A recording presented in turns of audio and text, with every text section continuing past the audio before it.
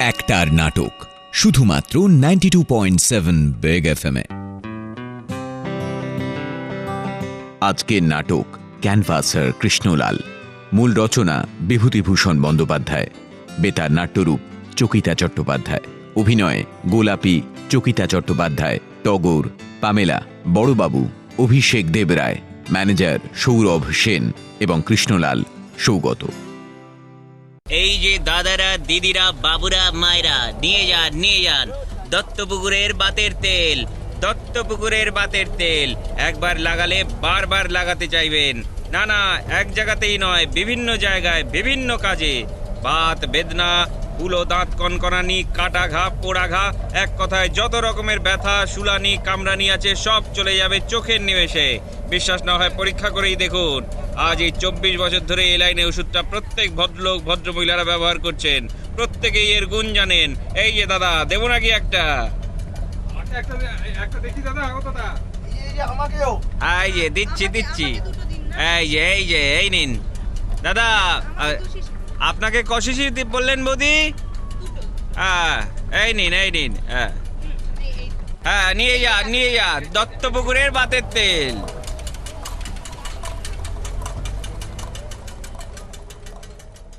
আগে আসবো বড়বাবু? আগে আমায় তলব করেছেন? কাল রাত্রের ক্যাশ জমা দেননি কেন পালমশাই? হ্যাঁ, ক্যাশ?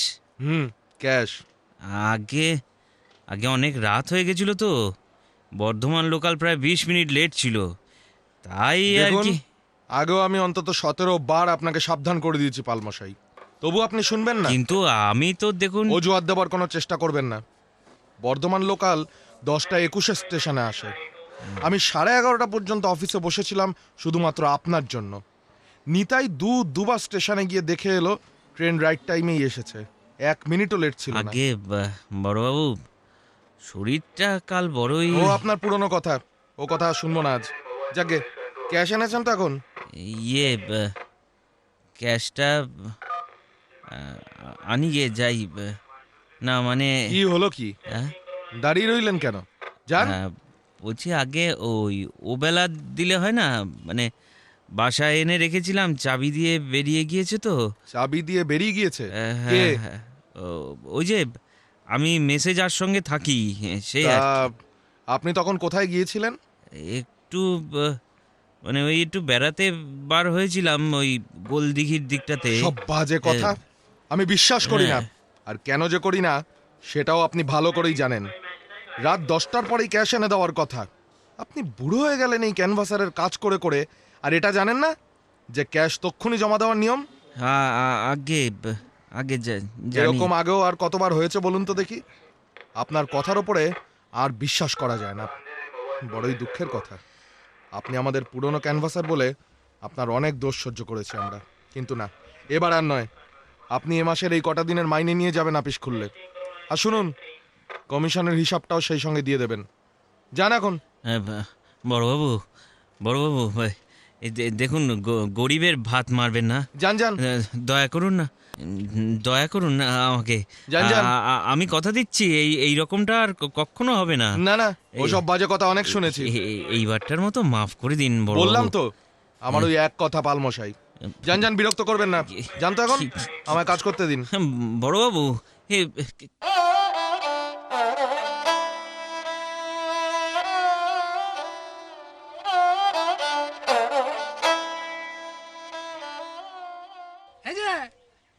যে কৃষ্ণলাল বাবু, তা এত বেলা? দেখে তো মনে হচ্ছে চান খাওয়া হয়নি এখনো। ঠিকই ধরেছেন ম্যানেজার বাবু, এতদিনের চাকরিটা গেল।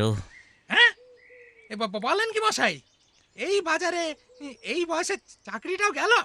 আর বলেন কেন, কত করে বললুম বড়বাবুকে। তা গরিবের কথা কে আর শোনে বলুন। ক্যাশ জমা দিতে দেরি হয়েছিল বলে কিনা তুমি ক্যাশ ভেঙেছো। ওরে বাবা! হ্যাঁ, তবে আমাদের এক দোর বন্ধ, 1000 দোর খোলা, বুঝলেন? আমাদের অন্য মারে কে? ঠিক জুটে যাবে একটা না একটা। যাই দেখি ওই পাইস হোটেলে দুটো ডাল ভাতের ব্যবস্থা দেখি গে। যাই।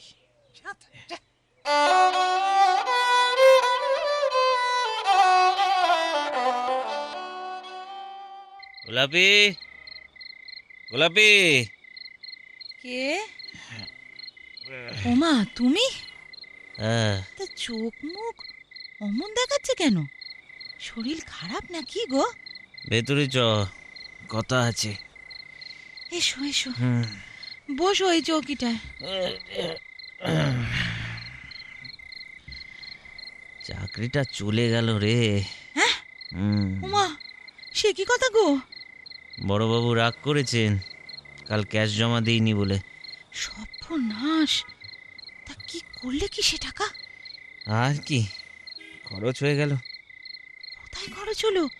কিসে খরচ হয়ে গেল শুনি? সত্যি বাপু, এখনো তোমার দোষ গেল না। তা ওরাই বার কি করে রাখে তোমায়? তা কাল কোথায় যাওয়া হয়েছিল শুনি?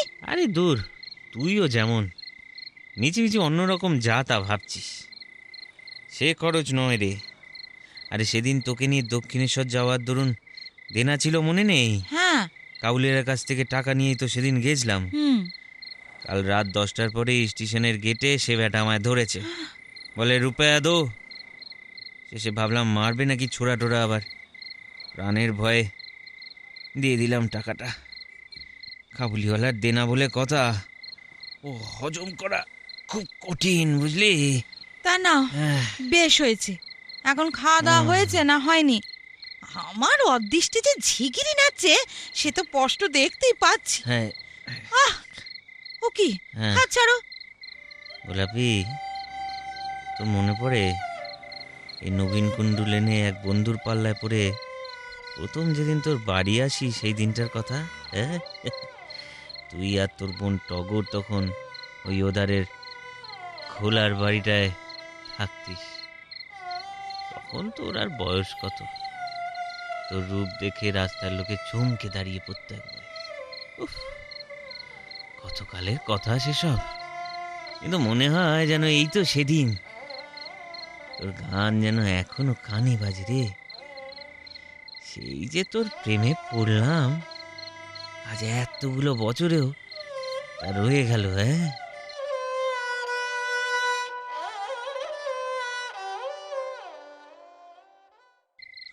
আমি বন ফুল গো, ছন্দে ছন্দে দুলি আনন্দে, আমি বন ফুল গো। কি হলো? হাসিস যে? সত্যি দিদি, তুই মায়েরই কপাল করেছিলি। একেবারে নামের মতোই জুটেছে তোর কলির কৃষ্ণ ঠাকুরটি বটে। তুই থামবি টগর? বাবা, অমনি গোসা হলো। আরে আমি তো তোর ওই কৃষ্ণ ঠাকুরকে কেড়ে নিতে যাচ্ছি না। আই বাস, এটা কি রে দিদি? এটা ম্যাকাসার অয়েলের শিশি। তা আমাকে এক শিশি এনে দিতে বলবি তো জামাই বাবুকে। শালি বলে কথা। তা তুই নিজেই বলিস। ও বাবা, রে তোর ঘরে এই মেয়গিনি কাঠের দেরাজ দেওয়া আলমারিটা কবে হলো রে? শুধু ওটা কেন, ওই যে বড় বিলিতি কাঁচ বসানো আয়নাটা দেখছিস, ওটাও তো এই কালকেই সবেমাত্র করে দিল। হলো, একটু রয়ে সয়ে নিস, দেখিস যেন আবার দড়ি না ছেড়ে। সত্যি দিদি, তোর কপাল দেখলে না কেমন হিংসে হয় রে। কেন রে টগর? তোর রায়বাবুও তো তোর বাঁধা বাবু, রোজই তো আসেন। ইস, কার সঙ্গে কিসে, সোনা আর শিশে। ও ঘাটের মরা বুড়ো রায়বাবুটা রোজ আসেন, আর এসেই ওই বাঁধানো দাঁত জলের গেলাসে খুলেই রাখেন। আর কেপন বুড়ো একেবারে।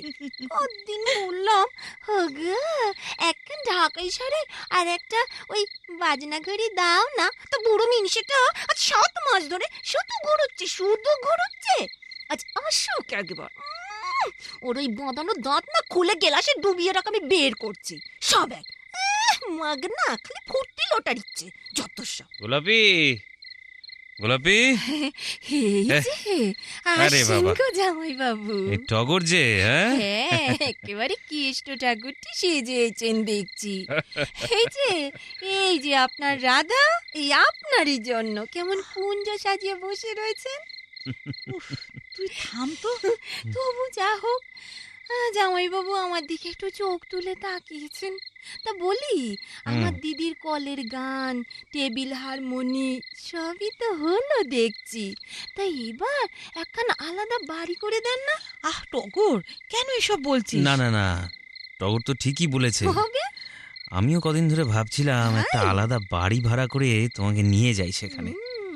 এখানেই এক বাড়িতে ৩৬ জনের সঙ্গে। এই না, তো, না। এই যে এই আমাদের পাড়াতেই তো আছে গো একখান ভালো বাড়ি, ৩০ টাকা ভাড়া। বলো তো কথা বলি জামাইবাবু, তাহলে আমিও একটু ওই হাত পা ছড়িয়ে থাকতে পারি। এই তা আর বেশ কি। তো। খারাপ কিসে, ব্যবস্থা করো। কিন্তু নে নে তো, বলছে যখন তখন আর না করিস না দিদি। আমি দেখি গে, যাই সে ফোকলা ঘটন মরা বুড়োটা আবার এলো কি না। সত্যি গোলাপি, তা এই কথাটা তো তুমিও বলতে পারতে আমায়। ভাগ্যিস টগর বলল, তাই আজ আমার হুঁশ হলো। একই তো আমার জন্য তোমার এত খরচ, তার উপর আবার আলাদা বাড়ি। খরচের জন্য তুই ভাবিস না, আমার প্রতিদিনের আয় ৩ টাকা, তার উপর কমিশন।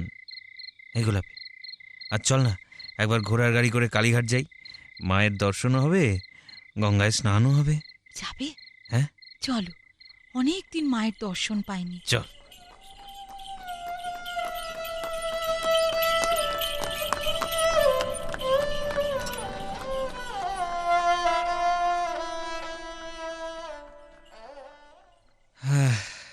সে একদিন ছিল। তুমিও সেই থেকে কোনোদিনও আর তোমার এই গোলাপিকে ছেড়ে থাকতে পারলে না। তখন কত করে বলনো পাড়াগাঁয়ের দিকে চলো, কোথাও একখানা ঘর দর বেঁধে থাকি দুজনে। তা না, তোমার বাবু কলকাতা। কি না কলকাতা ছেড়ে আমি থাকতে পারবো নি। এখন থাকো কলকাতায়, কে এখানে তোমায় খাওয়াই দেখি। তুই ঘাবড়াচ্ছিস কেন? জুটে যাবে, জুটে যাবে, এখানেই ঠিক জুটে যাবে। অত ভাবনার কিচ্ছু নেই, বুঝলি? হ্যাঁ, তোমার এই বয়সে চাকরি নিয়ে তোমার জন্য বসে আছে তো সবাই। এখন কি আর তোমার হাত পা নেড়ে বক্তিমে করবার গতর আছে নাকি? আছে কি নেই দেখিয়ে দেব, হ্যাঁ দেখবি। দেখ তবে, ভাইরা, দাদারা, দিদিরা, বৌদিরা, এই সেই বিখ্যাত আদি অকৃত্রিম দত্তপুকুরের বাতের তেল। এটি ব্যবহারে সব রকম বাত বেদনা, মাথা ধরা, দাঁত কনকনানি, চুলি, কাটা ঘা, পোড়া ঘা সব কিছু সেরে যাবে। থাকো গোসাই, আর বিদ্যে দেখাতে হবে না। সবাই জানে তুমি ভালো বক্তিমে দিতে পারো। আহা, কি হাত পানারা ছিরি, যেন থিয়েটারে অ্যাক্টও করছে। তাহলে বল বল চাকরিতে নেবে কিনা? হ্যাঁ, নিলে তো ভালো, নইলে আমায় আবার এখন ঝিগিরি করে নিজের পেট চালাবার চেষ্টা করতে হবে। নিজেই তো খেতে পাবে না, তা আমায় আর খাওয়াবে কোত্থেকে? হা ভগবান, কি অদৃষ্ট নিয়েই যে এসেছিলাম। ও কি উঠছো যে? বসো, দুটো মুড়ি টুড়ি মেখে দি, খেয়ে একটু চা খেয়ে যাও। আর শোনো, যদি খাওয়া দাওয়ার কোনো কষ্ট হয় তবে আমার কাছে এসে অবশ্যই খেয়ে যাবে, কেমন? ওই বেশ। সোনার বেনেদের ঠাকুর বাড়িতে একটা ঝিয়ের দরকার, সকাল সন্ধ্যে কাজ করব। কি হলো, হাসছো যে? ভালোই তো, তোর রোজগারে এইবার খাই দিন কতক, সে স্বাদ আমার অনেক দিন থেকেই আছে, বুঝলি? জানি, তোমায় বলাও যা আর না বলাও তাই। তোমায় আর আমি চিনি না, তুমি কি আর আসবে?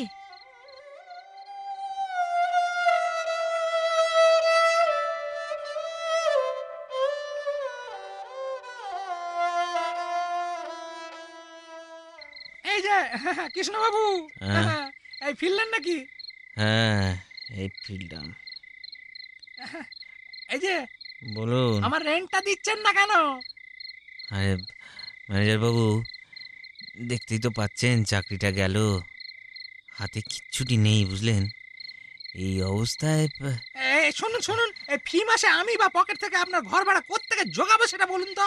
হ্যাঁ, দেখুন, 2 দিন সময় দিচ্ছি, তারপরে যদি আপনি মানে ব্যবস্থা না করতে পারেন তাহলে দয়া করে ঘর ছেড়ে দিন, আমি অন্য ব্যবস্থা করে দেখছি। দেখছেন তো কদিন ওই পাইস হোটেলে গিয়েও খাওয়া জোটাতে পারছি না, হয় একটু ছাতু না দুটো মুড়ি খাচ্ছি সারাদিনে। কাজকর্মের অবস্থা কি বুঝছেন? চেষ্টা তো করছি আমাদের এই ক্যানভাসিং লাইনে, কিন্তু কাজের বাজার খুব খারাপ। সেদিন দেখলাম এক ছোকরা ক্যানভাসার সার্জিক্যাল মলম বিক্রি করছে ছুরি দিয়ে নিজের হাত কেটে। বলেন কি? হ্যাঁ, কি বলবো আপনাকে ম্যানেজার বাবু, ছোকরা আমাকে জামার আস্তিন গুটিয়ে দেখালো, কবজি থেকে কনুই পর্যন্ত হাতের সমস্তটা ছুরি দিয়ে ফালা ফালা করে চেরা। বললো এত কাণ্ড করে আয় মাত্র 24 থেকে 30 টাকা মাসে। ওহোহোহোহো। তবে তো আর এই বাজারে আপনার চাকরি পাবার কোনো আশাই দেখছি না মশাই। হ্যাঁ, আপনি এক কাজ করুন, ঘরটা ছেড়ে দিয়ে ওই বারান্দাটায় থাকুন, বুঝেছেন? কি বললেন? ওই বারান্দায়? এই বর্ষাকালে? মানে আমার জিনিসপত্র। জিনিসপত্র আহ, জিনিসপত্র অন্য কোথাও রাখার ব্যবস্থা করুন। আমার লোক এসে গিয়েছে, কাল মাসের পয়লা 2 মাসের ভাড়ার টাকা পকেট দিয়ে দিয়েছি, বুঝেছেন? এ মাসেও দেখছি দিতে হবে। আরে মশাই, আমিও তো ছাপোষা মানুষ, এই মেস বাড়ির ম্যানেজারগিরি করতে এসে কত লোকসান হজম করবো বলুন দেখি। ম্যানেজার বাবু,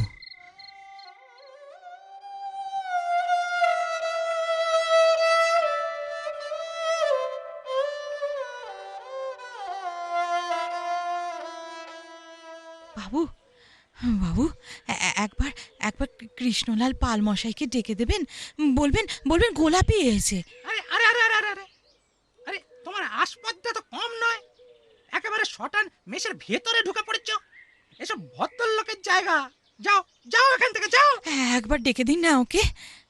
এই শোনো, কেউ কেউ থাকে না এখানে, কৃষ্ণলাল বাবু ঘর ছেড়ে দিয়েছে। সে কি? সারাদিন আনে বানে কোথায় ঘুরে জানি না, রাত্রে এসে ওই ওই ওই বারান্দায় পড়ে থাকে। হয়েছে, তুমি তুমি এখন যাও দেখিনি এখান থেকে, আর কখনো এরকম হুটপাট করে ভদ্রলোকের বেশ বাড়িতে ঢুকে পড়বে না। যত সব, যাও যাও যাও যাও যাও। আবার দাঁড়িয়ে রইলে কেন? যাও। যাচ্ছি যাচ্ছি, কিন্তু কিন্তু মানুষটা খাচ্ছে কি তাহলে? জল জল, কর্পোরেশনের খাঁটি জল। হয়েছে, যাও না যাও না। ওরে মদন, মদন, একবার গঙ্গার জলের ঘটিটা নিয়ে আয় এদিকে। আরে এনেছিস? দে দে, এবার বেশ ভালো করে ছড়িয়ে দে এইখানটায়। যত সব নষ্ট মেয়ে মানুষ কোথাকার। নষ্ট হলেও আমরা মানুষ ম্যানেজার বাবু, আপনার মতো অমানুষ নই।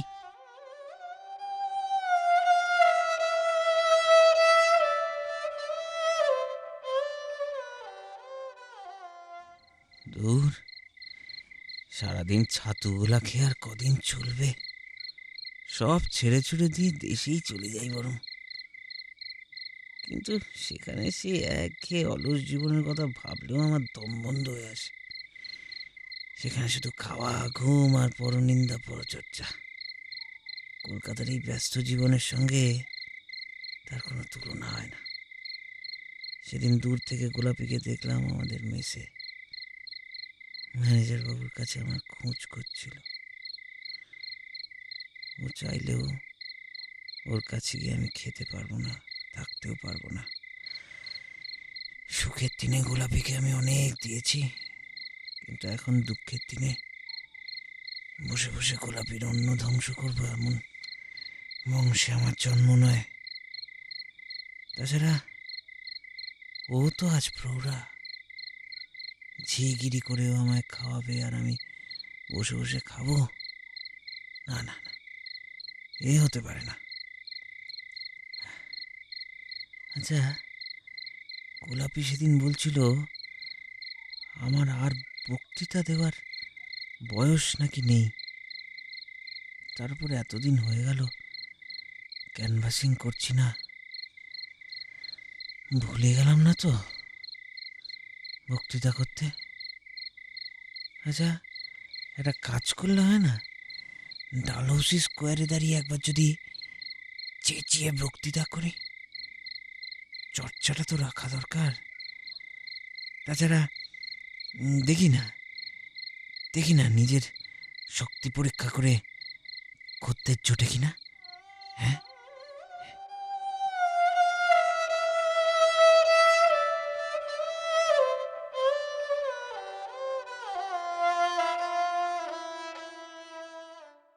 দাদারা, দিদিরা, বাবুরা, মায়েরা, নিয়ে যান দত্তপুকুরের বাতের তেল। এই ওষুধটি আজ 24 বছর ধরে এই লাল দিঘির মোড়ে বিক্রি করছি। বাত বেদনা, মাথা ধরা, দাঁত ব্যথা, হাত ব্যথা, পিঠ ব্যথা সব চলে যাবে চোখের নিমেষে। নিয়ে যান। হ্যাঁ, এই যে, হ্যাঁ, এই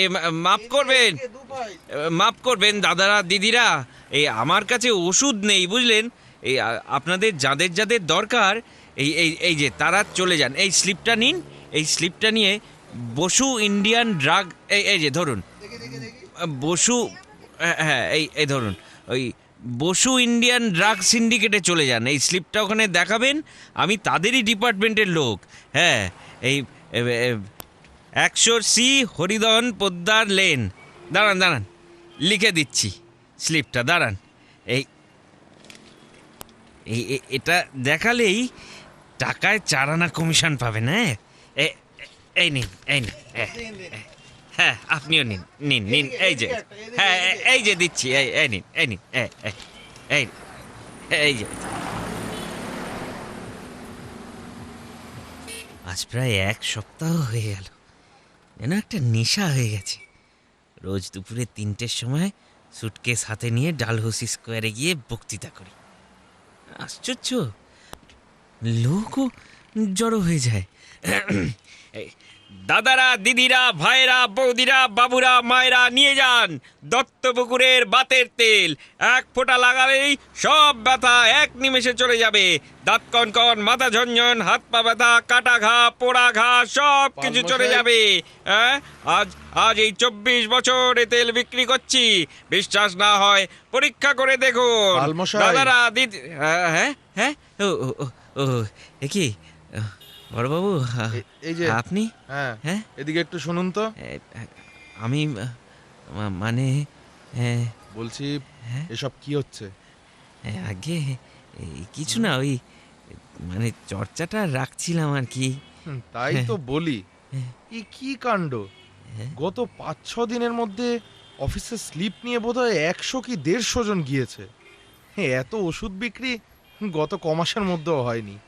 একে তো এই ডাল সিজন, আমি তো অবাক।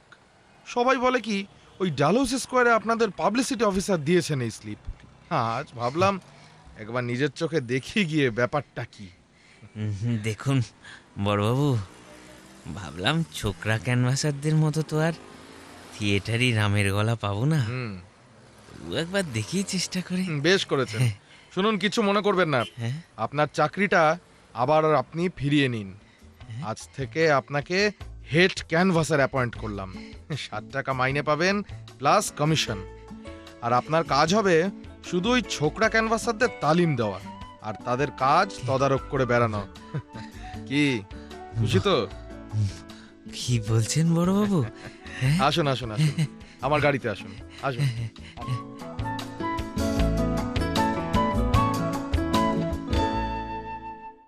গোলাপি, ও গোলাপি, কে? কই রে? কে? এই যে আমি রে, আমি। ও মা, কি দেখছি গো? এ যেন সে কতকালের আগের তুমি। তেমনি শৌখিন জামা কাপড়, দামি হাতরের গন্ধ গায়ে। নে এই জিনিসপত্রগুলো ধর দেখি, ধর। হাত একেবারে ভেড়ে গিয়েছে। এতে তোর জন্য শাড়ি, ব্লাউজ সব আছে। আসুন, কাল থেকে ওই সোনার বেনেদের বাড়ি ঝিগিরির চাকরিটা ছেড়ে দিবি, বুঝছিস? কোনো দরকার নেই আর। হ্যাঁ, আর একবার সেই গানখানা একটু ধর দেখি। সে যেদিন প্রথম এসেছিলাম তোর কাছে, যে গানটা গেয়েছিলি, হ্যাঁ, সেই 30 বছর আগে। হ্যাঁ, কর না। ঢং। ঢঙের কি হলো? গানা রে, গা গা গা। আমি বন ফুল গো, ছন্দে ছন্দে দুলি আনন্দে, আমি বন ফুল গো।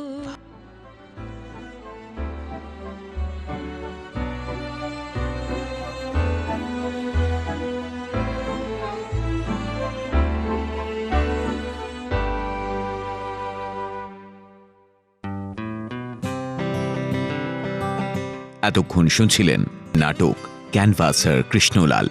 মূল রচনা বিভূতিভূষণ বন্দ্যোপাধ্যায়। বেতার নাট্যরূপ চকিতা চট্টোপাধ্যায়। অভিনয়ে গোলাপী, চকিতা চট্টোপাধ্যায়, টগর, পামেলা, বড়বাবু, অভিষেক দেবরায়, ম্যানেজার সৌরভ সেন এবং কৃষ্ণলাল সৌগত।